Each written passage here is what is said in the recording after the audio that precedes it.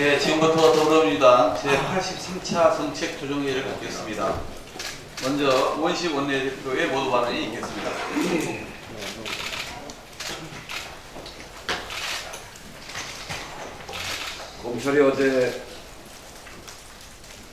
검찰이 어제 세월호 사건 보고시간 조작 및 대통령 훈령 불법 변개 사건에 대한 수사 결과를 발표했습니다. 예상했지만 기가 막힙니다.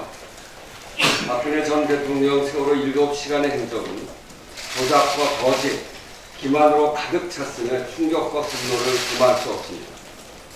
검찰 발표에 따르면 최초 보고 시간도 조작됐고 김장수 안보실장에게 임명 구조 지시도 없었습니다. 11차례 서면 보고도 고작 2차례였습니다. 더 기가 막힌 것은 최순실이 당일 청와대에 있었다는 의혹도 사실로 확인된 데다가 최순실이 있는 자리에서 참사대책회의가 열렸고 이 자리에서 중대본 방문까지 결정되었다는 것입니다. 최초 보고받은 시간이 오전 10시 20분이고 최순실이 청와대에 들어온 시간이 오후 1시 15분이었다는데 그러면 그 3시간 55분 동안 당시 대통령은 어떤 상태였는지를 묻지 않을 수 없습니다. 결국 소중한 국민의 생명이 차가운 바닷속에 가라앉고 있던 그 다급한 순간에 국가는 멈췄고 컨트롤타워는 비선의 지시에 의해 조정당했으며 또한 헌법재판소의 탄핵 심판을 받는 순간까지도 이 모든 것을 조작, 거짓, 왜곡했다는 끔찍한 사실이 확인이 된 것입니다.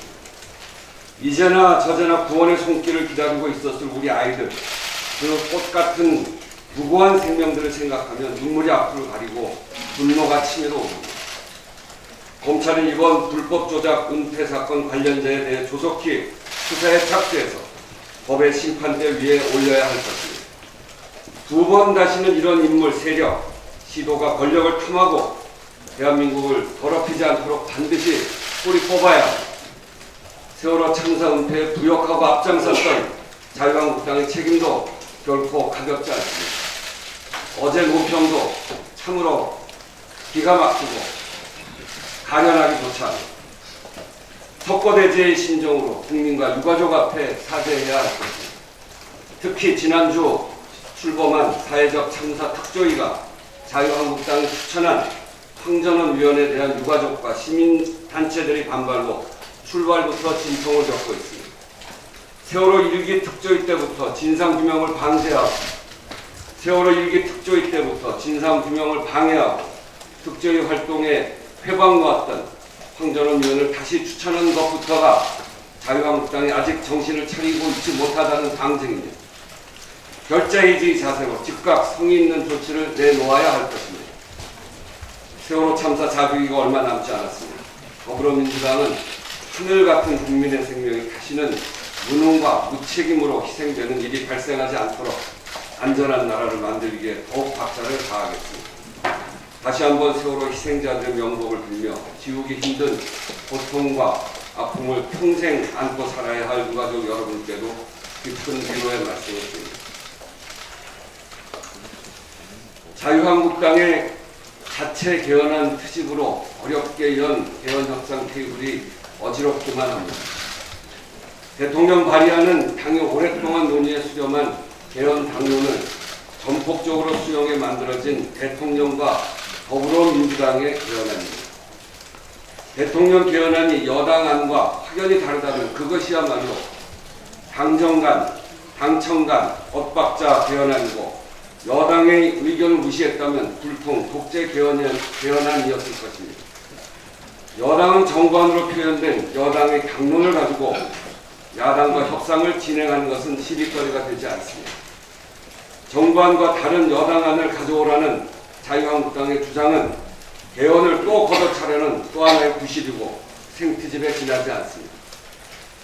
정부 여당 개헌안은 군권과 연정, 협치를 제도적으로 보장함으로 정부 여당의 개헌안은 군권과 연정, 협치를 제도적으로 보장함에도 불구하고 야당 일각에서는 여전히 총리의 국회 선출 추천권을 주장하고 있습니다.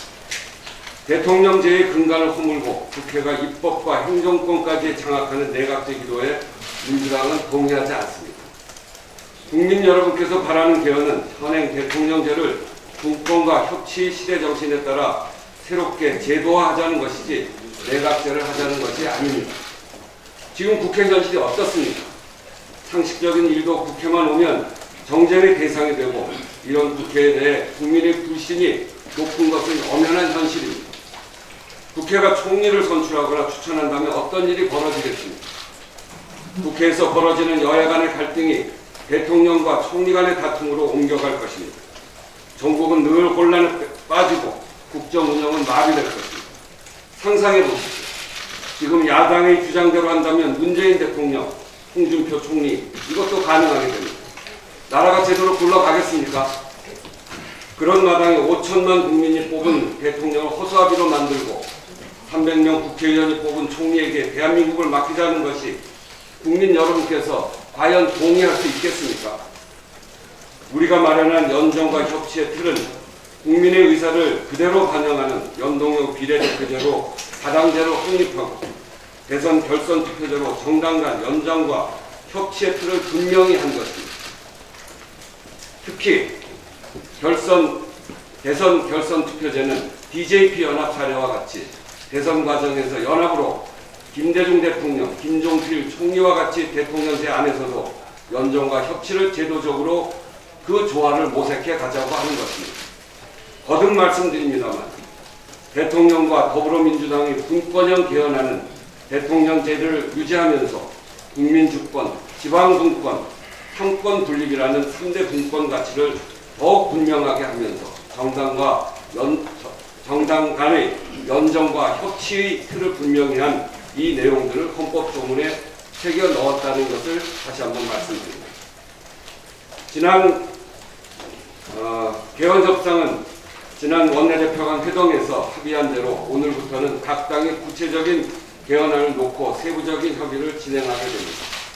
각 당의 개헌 관련 입장을 문서로 제출하고 비공개 논의를 이어가기로 한 만큼 조속히 여야가 합의한 국민 개헌안을 내도록 최선을 다하겠습니다. 오늘 만날 텐데 오늘 만나서 반드시 야당은 본인들의 개헌안을 조문까지 해서 제출해 줄 것을 요청합니다. 다시 한번 간곡하게 말씀드립니다만 아까운 시간에 억지 그만두고 각 당의 개헌안을 앞에 놓고 내용에 대한 실질적인 논의를 시작할 수 있기를 바랍니다.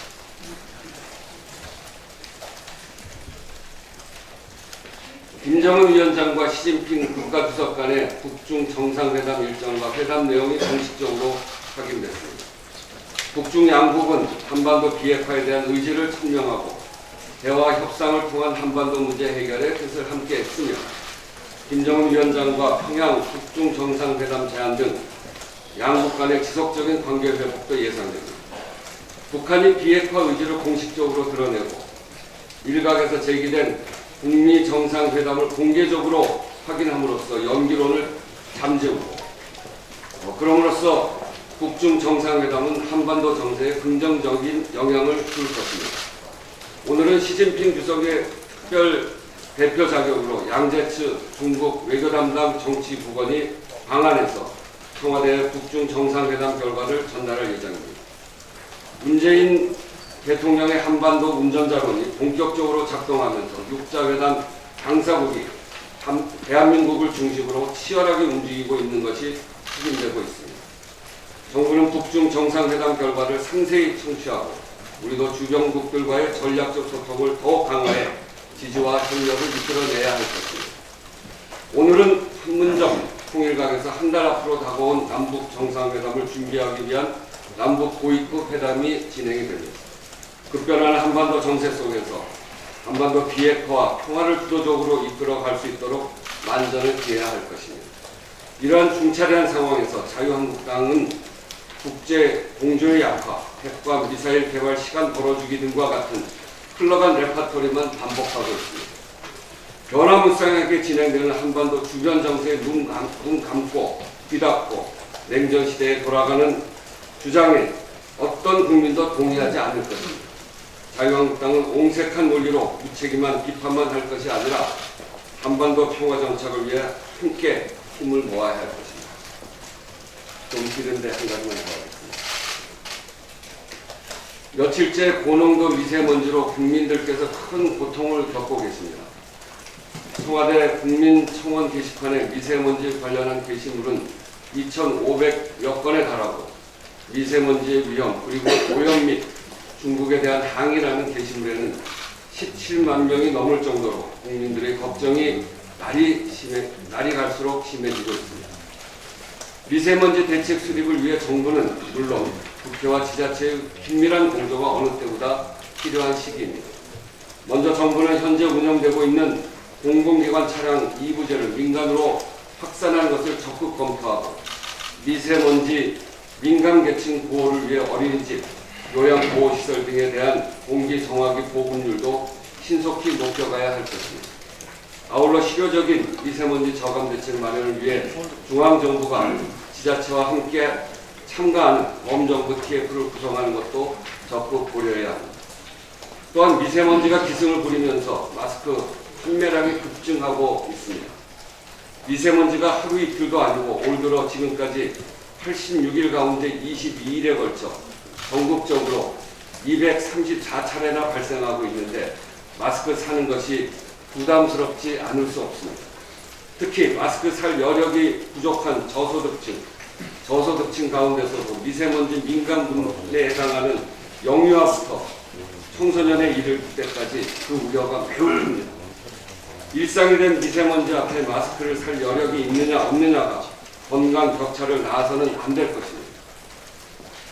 차제에 마스크 가격의 인하, 미세먼지 마스크를 공공재로 하거나 또는 이 마스크의 건강보험 적용 문제를 적극 검토해야 할 것입니다. 우리 국회도 1급 발암물질인 미세먼지로부터 국민 건강을 지켜내기 위한 노력에 더욱 속도를 내야 합니다. 어제 환노위 법안소위에서 미세먼지 관련법 30건에 대한 본격적인 심의를 시작했습니다.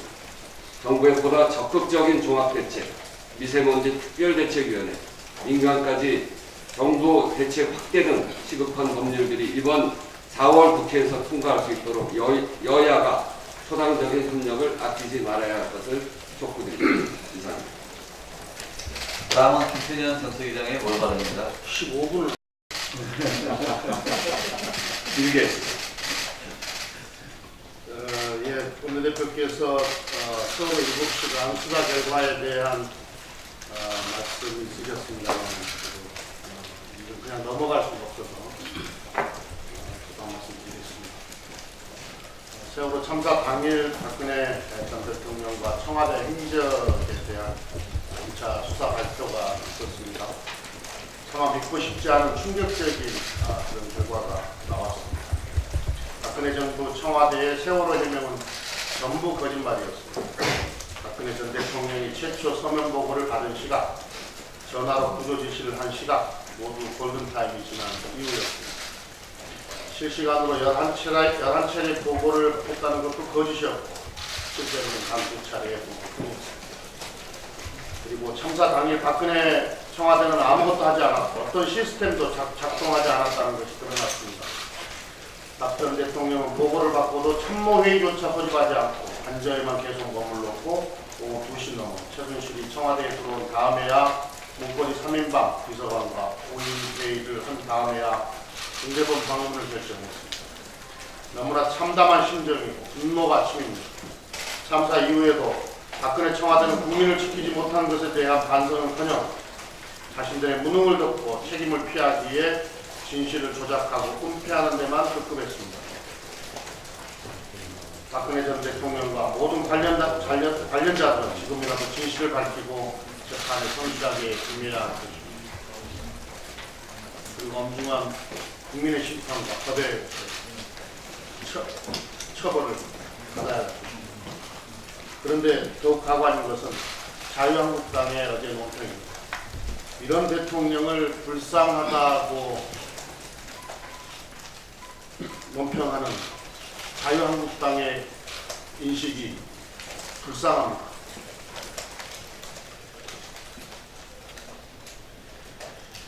세월의 진실은 아직 완전하게 밝혀지지 않았습니다. 더불어민주당은 다시는 이런 비극이 발생하지 않도록 세월의 진상을 끝까지 밝혀내겠습니다. 그리고 2기 세월호 특조위와 선체조사위의 활동이 차질 없이 진행될 수 있도록 적극 지원하고 세월호 추모 사업도 제대로 진행될 수 있도록 노력하겠습니다. 아울러 안전한 대한민국을 만들기 위한 노력도 게을리하지 않겠다는 말씀입니다. 국가부채 공무원연금 부담 관련해서 한 말씀드리겠습니다. 최근 정부에서 발표한 지난해 국가 결산을 두고 일부 정당과 언론에서 공무원연금, 군인연금 때문에 국가부채가 1,500조가 넘었고 문재인 정부의 공무원 증원으로 미래가 불안하다 이렇게 주장하고 있습니다. 사실을 왜곡하여 불필요한 오해와 국민 불안을 조장하는 것에 유감을 표합니다. 사실관계부터 말씀드리겠습니다. 1,550조는 앞으로 갚아야 할 수도 있는 빚을 포함한 발생주의 회계상의 부채로 여기에는 연금 충당 부채가 포함되어 있습니다.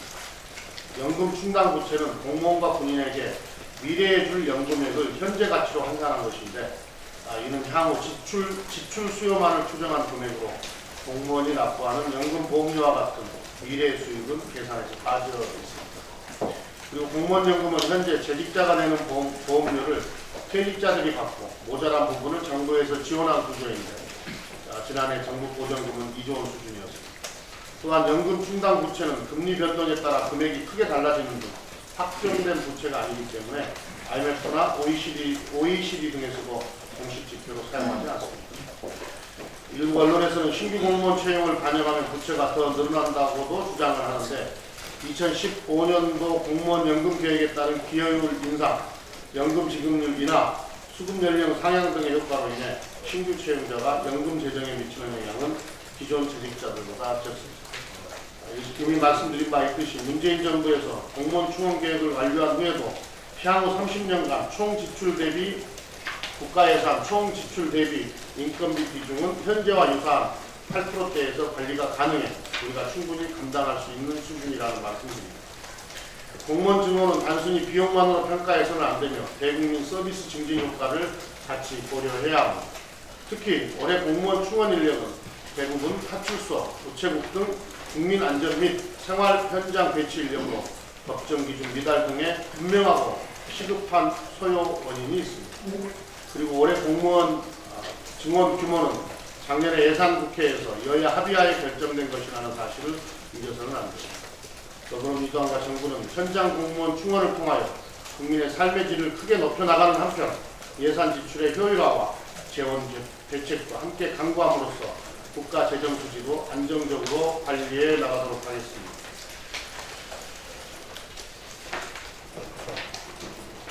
더불어민주당 혁신성장추진위원회는 어제 2018 스마트 공장 자동화 산업전에 참석해 우수 스마트 공장 도입 사례와 혁신기술 시연을 참관하고 관련 기업과의 간담회도 주최했습니다. 특히 간담회에서는 기업의 애로사항을 청취하고 스마트 공장을 제조기업 전반으로 확산하기 위한 정책 방안을 함께 논의하였습니다. 소비자들의 수요가 다양해지고 글로벌 경쟁이 치열해지는 상황에서 수요자 맞춤 생산이 가능한 스마트 공장은 이제 선택이 아닌 필수가 될 것입니다. 더불어민주당과 정부는 스마트 공장 확산을 국정과제이자 혁신성장의 선도사업으로 지정하고 2022년까지 제조 중소기업의 3분의 1을 스마트 공장화할 계획을 추진하고 있습니다. 더불어민주당은 어제 간담회에 참석한 기업들의 건의사항들을 포함하여 스마트 공장 확산이 성공할 수 있도록 적극적으로 지원하고 사업 추진 상황도 지속적으로 모니터링해 나가겠습니다. 더불어민주당은 당대표가 직접 위원장을 맡고 있는 혁신성장추진위원회를 구성하는 등 혁신성장 전략의 성공을 위해 다각도로 노력하고 있습니다. 앞으로도 혁신성장추진위원회를 중심으로 현장의 의견을 더 많이 청취하고 기업과 국민이 체감할 수 있을 만큼 혁신성장에서 성과를 낼 수 있도록 최선을 다하겠습니다.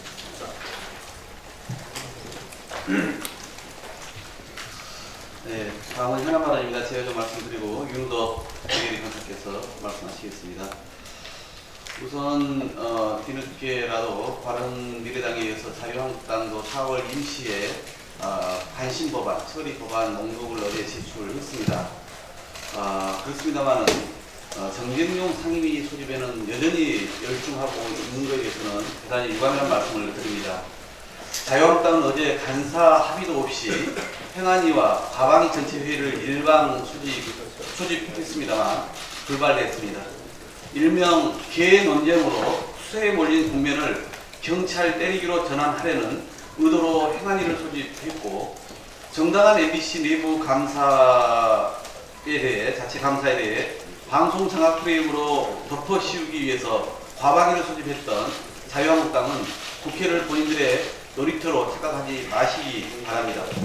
언론 관련해서 자유한국당의 MBN 언론인들의 출입정지, MBC 자체 감사에 대한 승패 트집과 검찰 고발 검토, 또 KBS 사장 후보자 인사청문회 고의 지원 등 자유한국당의 방송 탄압은 과거 만료형이 아닌 현재 진행형입니다. 자유한국당은 보수정권 시절 방송 장악의 향수와 위몽에서 속히 깨어나기를 바라고 방송을 언론인에게 돌려줘야 한다는 국민적 외침을 명심하기 바랍니다. 자유한국당 송파을 국회의원 후보로 연임돼 정치 꽃길을 걷고 있는 배현진 전 아나운서가 27일 본인을 현 정권의 블랙리스트로 칭하며 피해자 코스프레를 했는데, 국민은 배 씨를 보수 정권의 화이트리스트로 기억할 뿐입니다. 배 씨는 자기 소신대로 일하겠다는 사람에게 적폐 부역자라는 오명을 씌워서는 안 된다라고 했는데, 이는 과거 반성 없이 일제강점기 일본에 부역했던 친일파의 궤변을 떠오르게 합니다. 어제 KBS 양순동 후보자 인사청문회가 내일 개최됩니다. 어제 국회의장께서 과방위 위원장에게 KBS 차장 인사청문회 경과보고서 채택을 4월 5일까지 요청하는 공문을 발송했습니다. 자유한국당은 청문회장을 분풀이용, 막말 성토의 장이 아닌 정책 검증과 공영방송 부활을 위한 출발선으로 삼아줄 것을 요청드립니다. 개헌 관련해서도 한 말씀만 좀 드리겠습니다. 자유한국당이 대통령 개헌안에 제왕적 대통령제 공식을 찾아볼 수 없다고 주장합니다. 제왕적 대통령은 헌법 조항의 문제가 아니라 보수정권 대통령의 권력 악용이 문제였습니다. 박근혜, 이명박 전 대통령의 구속은 권력의 사적 추구와 사적 이익의 추구와 국정농단의 책임을 물은 것입니다. YS, DJ, 노무현 전 대통령 시절에 제왕적 대통령의 제자가 없었습니다. 문재인 대통령도 마찬가지입니다. 그럼에도 정부 여당의 개헌안은 대통령 권한을 국회와 지방정부에 이양하고 또 국민에게 나누고 인사권마저 상당 부분 내려놓은 내용을 담았다는 평가를 받고 있습니다. 지금 야당은 국정의 수당적 협력과 힘을 보태기는커녕 여소야대를 이용해서 대통령 통제 강화에만 골몰하고 있습니다. 국민의 내각제 반대 여론이 무서워서 야당이 내각제 주장을 드러내고 하지 못하면서 유사 내각제인 총리의 선출과 추천권 주장을 반복하는 것은 제왕적 대통령 핑계로 제왕적 국회를 꿈꾸는 것 아니겠습니까? 또 야당이 대통령 개헌안 제출을 비난하면서 국회 개헌안만 고집하는데 48년 재헌국회 이후 개헌안 제출은 총 12회였고 이 중 9차례 개헌이 성사됐습니다. 대통령, 즉 정부 제출은 6번, 6회, 박정희 국가재건회의 시절 포함하면 6회였고 국회 제출은 또 6회였습니다. 이 중 실제 개헌 성사는 대통령이 제출한 경우에 4번, 국회가 제출한 경우 5번 엇비슷했습니다. 즉 대통령 개헌안 제안은 국회 패스가 아니라 각 시대적 상황과 여건에 맞게 제안되었고 국회 성사율도 국회 제출과 비교해 큰 차이가 없었습니다. 야당은 대통령 개헌안에 대해 무조건 반사적 반대가 아닌 국민의 뜻인 대통령제를 훼손하지 않는 범위에서 합리적 대안을 찾아주실 것을 요청드립니다. 다음은 윤호덕 이길 강사님의 현안 발언 있겠습니다.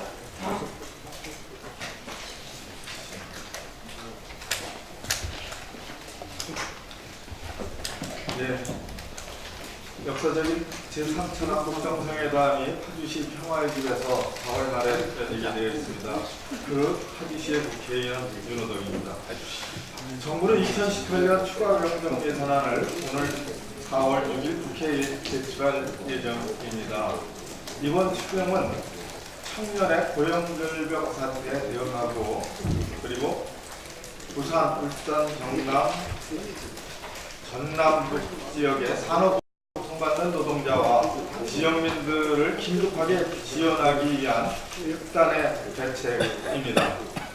경상남도는 3월 23일 창원, 통영, 거제시를 고용위기 특별지역으로 지정해 줄 것을 정부에 신청했습니다. 같은 날 전라북도는 군산시를 산업위기 대응 특별지역으로 지정해 줄 것을 신청했습니다. 현재 고용노동부와 산자부가 심사 중에 있습니다. 근 30년 이상 부울경, 전남북 지역 경제를 이끌어왔던 주력산업, 조선업, 해운산업, 그리고 일부 자동차 산업이 무너지고 있습니다. 이것을 눈앞에서 지켜봐야 하는 지역민들의 심정은 뭐라 설명하기 힘들 것입니다. 특히 갑작스런 일자리상 진로 인한 지역 근로자들의 충격은 이루 말할 수 없을 것입니다. 지난 3월 7일 그리고 3월 24일 군산 GM에서 희망퇴직을 신청하신 두 분이 스스로 목숨을 끊었습니다. 참으로 안타깝습니다. 그리고 송구스럽습니다. 희망퇴직이 신속히 재취업으로 이어져야 합니다. 정부와 국회는 이 일에 모든 대책을 마련해야 합니다. 신속해야 합니다. 이번 추경은 이처럼 더 이상 물러설 곳이 없는 이들을 위한 긴급한 지원이자 또 특단의 대책입니다.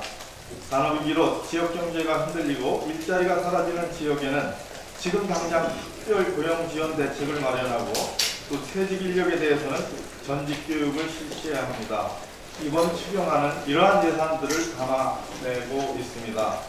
특히 조선업, 자동차 산업에서 퇴직하신 분이 동종의 중소기업에 재취업하실 경우 1인당 1년에 3천만 원의 인건비를 지원하는 그런 내용도 담고 있습니다. 그리고 지역의 재정 지원을 확대하고 경영자금이나 재취업, 재창업, 산업, 사업전환 자금을 확대해서 지역경제 생태계를 어떻게든 도움해내야 합니다. 이번 추경으로 할 일이 너무나 많습니다. 4월 국회에서 지역민의 관점에서 또 청년의 입장에서 여야가 함께 추경의 세부 내역을 하나하나 풀어나가고 또 신속하게 의결될 수 있기를 기대합니다. 이상입니다.